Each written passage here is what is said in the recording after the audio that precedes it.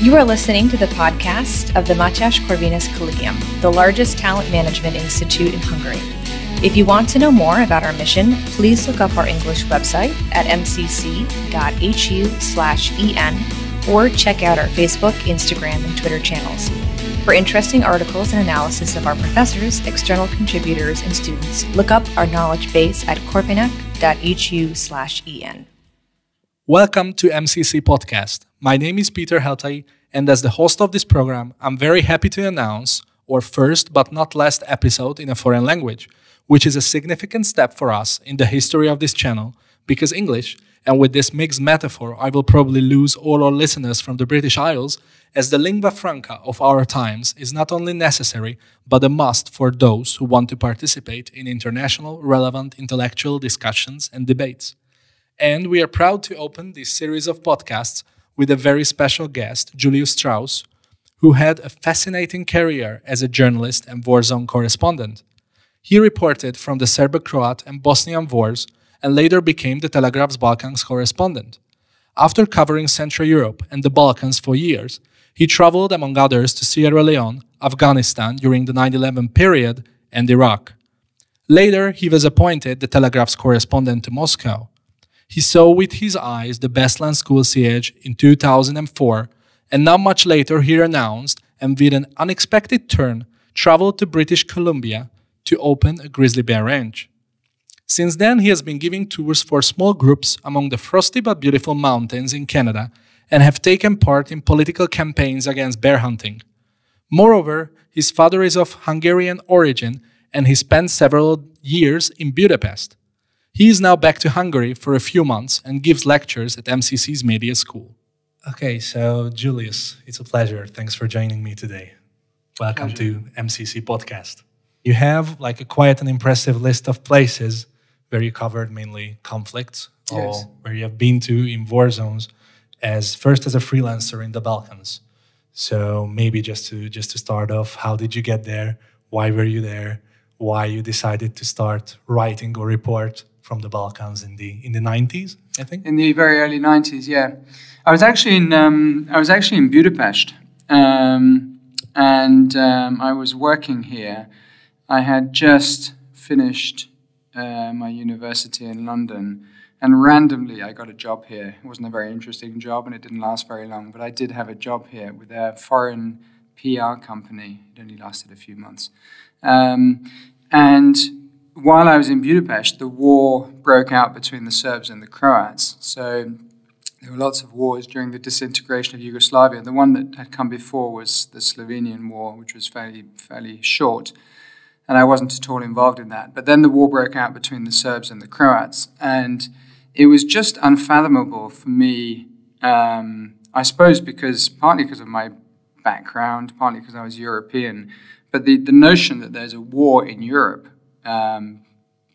which there hadn't really been since the Second World War, and it was only 200 kilometers away from where I was sitting, and I found it intriguing, but also scary, and also just extremely unlikely somehow. It didn't fit into my view of the world.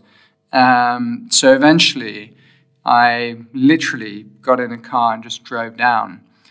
And that started as sort of a pattern. And what would happen is I would go down, I would scare the hell out of myself, come back, sit in a restaurant or a bar for a couple of days thinking about it. And I got into this kind of, backwards and forwards thing where I always felt bad for not being there. But then when I got there, I felt scared, so I had to leave. So for a while, it kind of went like that a little bit. Have you ever wanted to be a journalist? No, I hadn't really thought of. I suppose I did somewhere deep down. It's not in my background. Nobody in my family has ever been a journalist. But in 1989, I was in Transylvania when the revolution started, when the revolution against Ceausescu started. And I left. It was a similar kind of thing. I left just before the shooting started, really. They were shooting already in Timișoara, but not where I was. And I left, and as soon as I'd left, I thought, I should have stayed. So I filled up my car with aid and medical supplies and went back. So already then I did have some kind of attraction to it. And I think writing was probably always going to be the way I was going to go rather than being an aid worker or something. But I hadn't formulated it very well, and I didn't think of myself certainly as a journalist at that point. Yeah, but finally you didn't stop, and maybe this, first adrenaline shock or your vocation, probably your future vocation, won you over, and you could overcome your fear and started traveling to Africa, to see you were in Sierra Leone, then in certain Middle Eastern countries.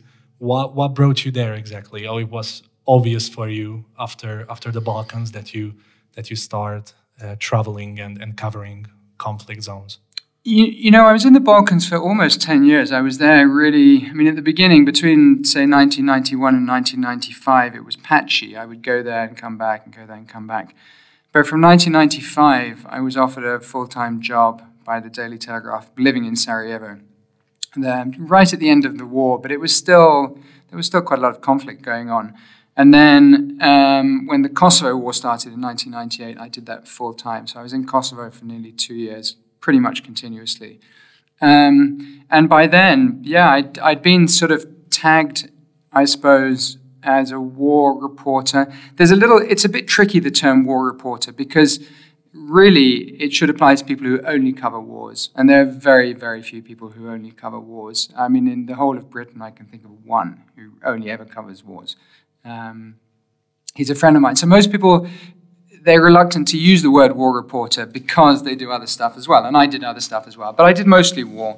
So I kind of got into that niche. And so, for example, with Sierra Leone, obviously it was something I didn't know anything about. I was actually in Bosnia. There's a funny story behind the Sierra Leone deployment. My brother was there. He was working for the British government as an aid worker, and he was taken hostage. And so I really wanted to get there. And I had this crazy idea that I could somehow buy him out, take a load of money and get him out somehow. But I didn't tell that to the newspaper because I knew they wouldn't let me go if I told them. So I called them up, which was a bit underhanded of me, but I called them up and I said, look, that guy you've got there right now, he's a bit useless. I'm reading his stuff, it's terrible. You need a proper journalist there. He's a friend of mine. And I told him later, I didn't tell him at the time. So eventually, they didn't really understand why I was so insistent, but they did send me. But every war is different, and it's an arrogance to think that because you've covered one war, you understand the nature of another war. It's just not true. You may have some skills, and they may or may not be applicable, but they can also be very dangerous. And the day I flew into Sierra Leone, I was in Budapest, I flew to London, I got on a military flight to Sierra Leone, British military flight, and that day a friend of mine was killed in Sierra Leone. And I'm not saying it was his fault or anything like that, but he had also covered the Balkans. And I think as former Balkan war correspondents, we had a certain expectation going into these places, and it just was not the case in Sierra Leone. It was extremely randomly violent. There was no real rationale to anything. You could die just because something went slightly wrong. So it wasn't anything like later what became in Iraq, for example, where Al-Qaeda were looking for journalists and trying to find journalists to take hostage. It was far less thought out than that, but it was still nevertheless dangerous. So I found Sierra Leone difficult. It was very, very hot. It was very humid. I just didn't feel comfortable in the jungle. I can't explain why. It's something to do with the physiology of it, I think. And I found it a very difficult place to work in. Another thing I found in Sierra Leone, and this is a big divider in my wars I like to cover and wars I don't, is that I could not fade into the background in Sierra Leone. The mere fact that I was white and obviously from a foreign country meant everywhere I went, I was obviously a soldier or a journalist. Exactly, yeah. And as soon as I went somewhere, they'd react. Everybody would stop what they were doing and react to me, and I found that very difficult. Whereas in Russia, you could just about get away with being a Russian. It was tricky. You didn't look like a Russian necessarily, but you could probably get away with it. So I think I just got pigeonholed in the end. And I remember one day an editor calling me up and saying, we've got a slow news day. There's nothing happening. We need something for the newspaper. And I said, well, there's nothing happening here either. And he said to me, yeah, but Julius, couldn't you just go out and, I don't know, get winged or something. And he was going to just go out and exist out there. So the public. I think he looked upon me as a sort of pheasant that you could just throw up and have a shot at and then write a story about it. I don't know. Yeah, but there was a big division between the Balkans and the other wars that followed. And it became, I mean, the Balkans could be dangerous, certainly, but it became progressively more serious as time went on and harder to work. Yes, and you already mentioned the changing nature of war, or how different can be two wars or wars or conflicts in different continents, especially now we can say between the 20th and the 21st century, how artificial intelligence and all these kind of new initiatives somehow rewrite the nature of war as well as every other aspects of our lives. And I also wanted to touch upon this, and I wanted to begin with this, actually, that we talk a little bit about the term, or how we define war or conflict. Because as you're someone who has seen and experienced situations, events, or even tragedies, which are for the majority are, mostly short news or tweets. And for this, I think it's a must to clarify what are we actually talking about. And I would like to quote a Prussian military leader, military theorist, who you may know, Karl von Clausewitz, who said that war is a continuation of politics with other means. So this is a pretty theoretical quote, but I would like you to reflect somehow to it. How did you see war? What is war in your eyes? It's a really good question. I think, first of all, people think that wars just happen, and they don't. It takes a lot to make a war happen. It takes a lot of preparation. It takes a lot of forethought. You've got to get the guns into the hands of the right people.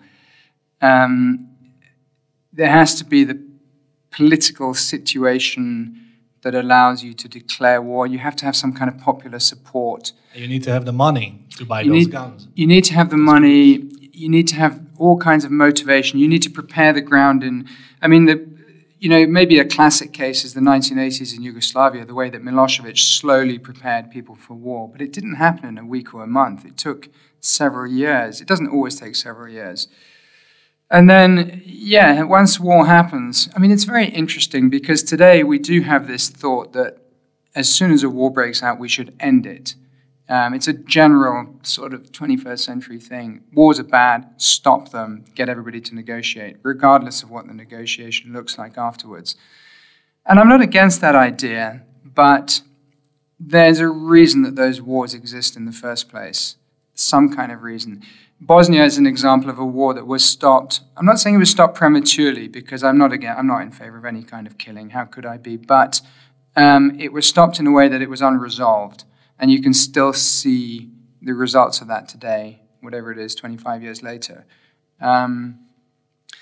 So what is war like? There's another thing that comes to me, and this is a very unfashionable thing to say, but war is very, very exciting. It's something that people don't talk about much, because we live in an age where everybody wants to talk about, how terrible things are and how offended and victimized they feel by everything. But the fact is, the reality is, for a 19-year-old British man coming from an industrial city, being given some of the best equipment in the world, going off to a place like Afghanistan, which is highly exotic, with his friends or people who soon become his friends, and effectively going hunting, but hunting for other people, and the price is his own potential death, is a hugely exciting thing. And we forget this, or we don't talk about it, or we don't want to talk about it. And it's one of the reasons why soldiers have such incredible problems when they go back home again. It's not just that they're damaged by war, it's that they've found something out there that is more meaningful than anything they'll ever have again, and they suffer because of that. And as a war correspondent, I have to say I have similar feelings towards war. There's a great quote. Even today. I'm getting old now, and time goes by. But I read a great quote the other day, and I can't remember it word for word, but it was an American Civil War leader, and I think he said something like, "It's a good thing that war is so brutal and so grim and so miserable. Otherwise, we'd want to do it all the time." And it does have that strange attraction. Now, for me, not as a combatant, but as a correspondent. It is some of the most exciting things you'll ever do in your life. Maybe if you look at it from another perspective, as you mentioned Sierra Leone, war can be, I don't know if you agree with this, a great way to skip from reality for certain people. So if you have the guns, if you start a war and you have like poverty and an ongoing conflict around you, it's also like an exit from reality, if you like. Yeah, maybe. I mean, it's exciting, much as we don't want to admit that. It's tribal. It's not that different a feeling than going to a football ground on a Saturday afternoon with 3 pints of beer in you and hanging out with your best friends and getting all upset with the guys on the other side of the field. And, if you meet them outside, maybe you fight them, maybe you don't. But that feeling of sort of, intense, passionate tribalism, maybe it does lift people out of... It's not as predictable as a small English town, for instance. Yes, it's not as predictable. And I mean, of course, what happens is as soon as you engage in it in a meaningful way, you come across the other side as well, which is the horror and the pain and the suffering and the filth and the needlessness of it. So you experience both sides extremely intensely, I would say. Nobody I know who spent a huge amount of time in war comes out being a fan of war, but the more honest of them will accept that it's probably the most intense, meaningful thing they've lived through, or one of the most intense, meaningful things they've lived through in their lives.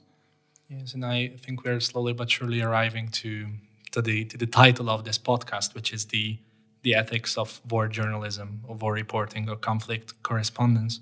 And now I would like to quote Robert Capa, the Hungarian-American world-famous photographer, who once said, it's almost a cliche now, that if your pictures aren't good enough, you aren't close enough. Yeah. Do you agree with that? And how would you react to this quote as someone whose job was basically to be as close as possible? Well, there's a couple of things. I mean, first of all, Capa was a photographer, and for a photographer, you really do have to be close. As a writer, you don't have to be so close, but it helps. It helps. You have to be there. You have to be there. You can't be 10 miles away in a hotel, and you can't be... Because whatever you think you're going to find on the front line, you never quite find it. You always find something slightly different, sometimes something very different. But without actually going there, you don't know exactly what you're going to find. And for me, I mean, the most compelling thing about covering war was always... It was always to do with humanity. It was never to do with politics, really. It was always to do with humanity and that interaction of humanity. And in order to see that and feel that, you have to be there. So there's something in what Capa says. Being close. You also have to learn to manage yourself, though, and it takes... You have to sort of manage yourself psychologically. You have to manage yourself in terms of danger as well. And, you want to have risk mitigation strategies in place. That's a fancy way of basically saying you want to look after yourself a bit. But you also need to pace yourself a little bit psychologically and emotionally. And I think that comes with time. I really pushed myself for a long time, and in the end, I got post-traumatic stress disorder, and it was actually in Sierra Leone that it hit me. I don't think it came because of Sierra Leone. I think it was accumulative, but it just absolutely took me down overnight. And it was a good year or two before I was kind of functional again, and it took a while to build up. And now I could still do it. I went back to Afghanistan with the US Marines a few years ago. I can do it, but I'm older and wiser, and I understand the processes a bit better. Have you managed to be once too close, or is it possible to be too close? Or does exist a sort of moral code for war zone correspondence, or rules that you have to... There are some rules, but the real sort of morality of it is not in the rules. I mean, one rule is that you shouldn't carry a weapon, because if you do carry a weapon, then you're not just endangering yourself or your people who are with you, you're endangering any correspondent in any situation. Now, that said, it's very hypocritical of me, because I have carried a weapon once in a war zone. It was just so incredibly dangerous, I didn't feel I could do without it. In retrospect, it was probably a mistake. I probably shouldn't have. I certainly didn't shoot anybody or shoot at anybody, but I did have one. So that's a rule that I guess I broke. The big things around ethics, though, come down to there's a mistake amongst journalists that they think that you should be neutral. Neutrality is not something to aspire to. I mean, if you were in Auschwitz at the end of 1944, when the Soviets showed up, as a journalist, your job would not have been to say, well, the Germans say this and the Jews say this, and there you go. The truth is probably somewhere in the middle. Your job is to find out what actually happened. So it's to be fair. It's about being fair and being honest. Even when maybe you find something you don't like that doesn't fit in with your worldview, you have an absolute, you have an absolute requirement to report it. But there's so many ethical issues, and you're surrounded by children and women and people who are suffering and people who are getting hurt and people who are getting killed, and you're a human being. You want to do things, you want to intervene, you want to help them, and you have to balance that against the effect that it's going to have on not just you but other journalists if you start getting too involved. Yeah, that would be my next question. Actually, that if you're on a battlefield and you see civilians suffering, injustice and all these kind of things for a long period of time, somehow because we're all humans, it's absolutely understandable that you somehow want to intervene in your way. You want to choose a side. You want to also become some sort of representative of a certain group of people who are suffering maybe the most in that certain conflict. So is that something that you have to that you don't have to follow in this? Yeah, you have to fight against it. I mean, this feeling.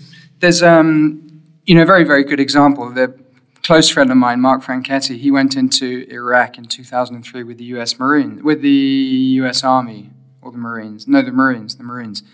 And they were involved in a battle. They were young guys. They didn't have much experience of war. There was a battle. And he was embedded with them. Now, the reason the American government embedded journalists was because they knew that they would get favorable coverage out of it. Because if you stick someone in an APC or a tank or whatever with a bunch of soldiers for 3 weeks, they're going to bond. And when people fire at you, you're going to tend to favor the people that are around you. And in this particular incident, and it was a particular incident, I'm not saying this is general, the US Marines ended up shooting a lot of civilians, not because they were angry, but because they were scared, I think. And Franchetti, who's a very, very experienced war correspondent, just reported it as it was, and that was his job. He didn't have a duty to the US Marines, he had a duty to the truth. Did he want to do that? He probably didn't, but you just have to. So you have to try and separate out your emotions. And people try and manipulate you, especially if your own country is involved. I mean, I had my newspaper call me up from London when I was in Iraq, and I went into fight with the Shia militias against the Americans, which I probably shouldn't have done, not because it was unethical, it was just bloody dangerous. And they said, you're not being patriotic in your coverage. And I said, look, my job is not to be patriotic in my coverage. My job is to tell the truth and let readers decide.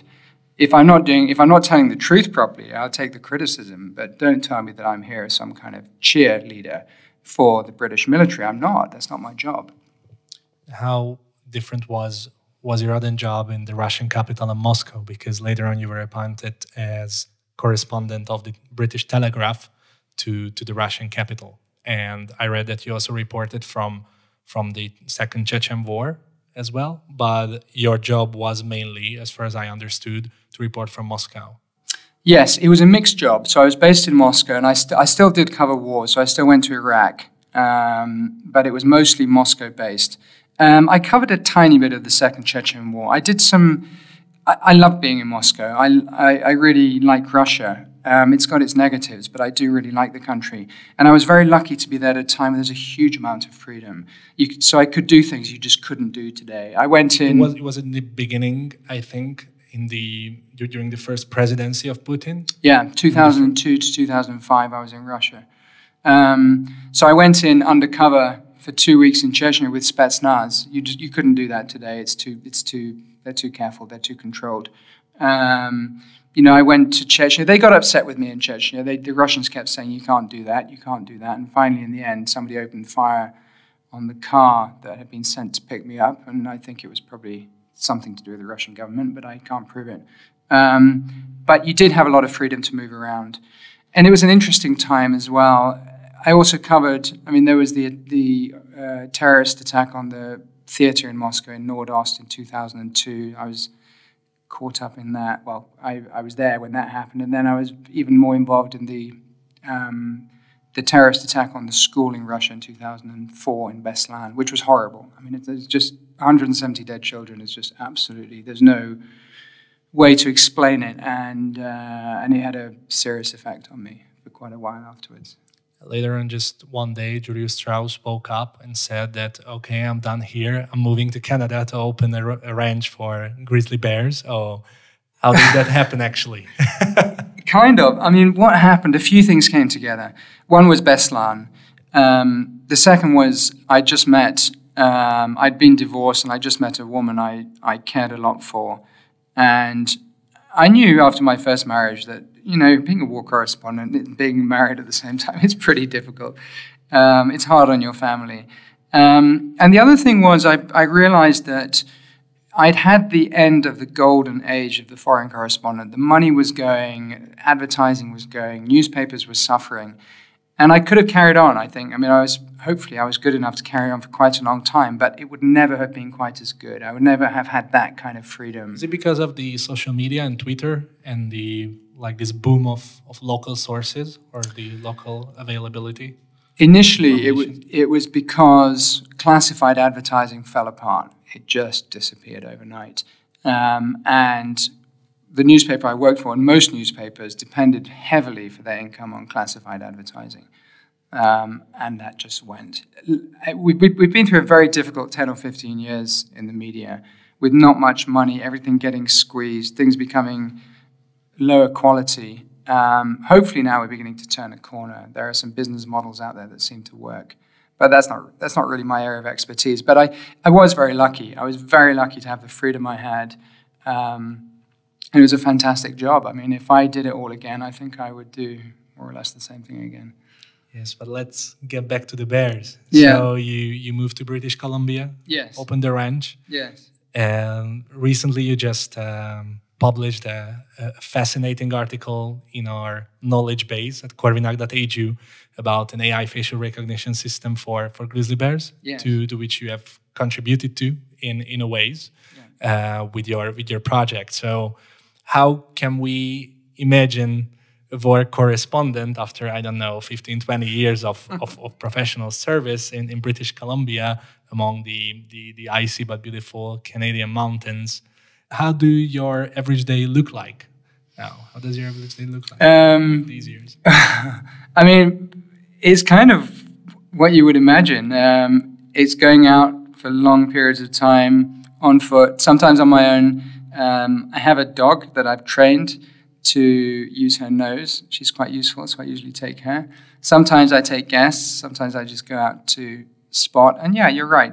It's a little business. I mean, it's very, very, very different. And what I realized when I got there is none of the skills I had as a war correspondent really helped me sitting in the wilderness in Canada. But, you know, at the end of the day, and I mean, this took years and years to understand, but really, you know, life is about facing down your fears. It's about facing up to adversity. It's about building some kind of resilience in yourself, whatever that means. And in that sense, the two were similar. They were both things that I wasn't good at when I started, and I just had to keep trying and trying and trying to get some kind of results. And now, yes, so about 10 or 20% of the business we try and put into some kind of conservation initiative. The facial recognition software is one. We've also had a campaign to try and stop some trophy hunting of grizzly bears. We help the locals. We buy pepper spray and electric fencing to try and reduce conflict with bears. And then my latest thing, which kind of combines the two, is I've got some grant money from the Royal Foundation in the UK, which is Prince William's Foundation, to bring veterans, British Army veterans with PTSD over to Canada and take them out into nature. And what I don't want to do, and I feel very strongly about this, I don't want to treat them like victims and try and fix them and help them and cure them, because I just don't believe in that process. What I want to do is to offer them a place that can bring out of them the skills and the knowledge and the experience that they actually have inside them and use it for something useful. In the first instance, to train me and my guides, but ultimately as a way to bring them back from the dark places that they're in and give them a useful role in life, probably outside the military setting. Is there some correlation in this, what I'm just about to say, that maybe after many years, when you have seen the dark side of humanity, conflicts and wars, you really longed for beauty? Yes, I think so. I mean, yes, and also, I'm a bit naive and a bit idealistic, and somehow I had this notion that people in Canada, they're just better people, they're more peaceful, they don't fight each other the whole time. But of course, what you realize is that people are people. Human nature is human nature everywhere you go. And, what a lot of people forget is that in wars you see some terrible things, but you also see some incredible things. You see incredible generosity and self-sacrifice and some very, very positive sides of human nature and very negative sides. And in Canada, you see the positive sides. People are peaceful. They kind of get on with each other. But there are the negative sides as well. And it shouldn't have really come as a surprise. So, yes, you can't get away from human nature. You can't get away from politics. Even in the middle of the British Columbia bush, you are affected by politics. And ultimately, that was why I decided to, dig out my old jacket and head off to the government of British Columbia and start lobbying for things that I believe in, because that was the only way to change things. Finally, I would like to ask you a little bit about your Hungarian roots. How do you see Hungary? Because your father has Hungarian roots. So if you can a little bit talk about this as well. Yeah, no, absolutely. I mean, I'm part Hungarian. I have Hungarian citizenship. I speak Hungarian, not as well as you do, but I do speak some Hungarian. And I feel very comfortable. I feel very comfortable in Hungary. I mean, one thing I really like about being in this part of the world is that the New World is wonderful in many ways. It's so optimistic. It's so naively optimistic. But, here in this part of Europe, we know that you don't really get to control your own fate. I mean, once every now and then, whether it's the guys to the east or the guys to the west decide they're going to march all over you, and that's just what happens, because, it's a small country and we don't really get to choose these kind of things. But what we do get to do, and this is a very important thing for me, and it's very close to me, is that even though you don't get to decide those things, you do get to decide how you react to it and how you behave with that in a moral sense. And there's an understanding, I think, in this part of the world of those nuances that come with that, which there isn't in the New World so much. And so I'm really enjoying my time here. It's nice to be back. Yeah. Thank you very much, Julius, for being here with us, and I'm really looking forward to welcoming you here once again in the future when you return to Hungary, probably next year. We'll talk about it for sure. And I'm also really looking forward, I think I'm not alone with it, to reading some memoirs in the future. I don't know if you ever thought about that. I have thought about it, and I am working on something. It's difficult to write. I'm a trained journalist, and it's difficult to write very personally about yourself. But I'm going through the process, and hopefully something will come out the end eventually. We are looking forward to it. Thank you very much again. Thank you, Peter. Nice to talk to you. In this podcast, my guest was Julius Strauss, journalist, former war correspondent to The Telegraph, and many other newspapers, and a devout environmentalist, owner of a grizzly bear ranch in British Columbia. My name is Peter Heltai, and this was an episode of MCC Podcast. Thank you for listening to this MCC podcast episode. For further media content, please look up our English website at mcc.hu/en or look for us on Facebook, Instagram, and Twitter. If you want to read more by our professors, external contributors, and students, check out our knowledge base at corvinus.hu/en.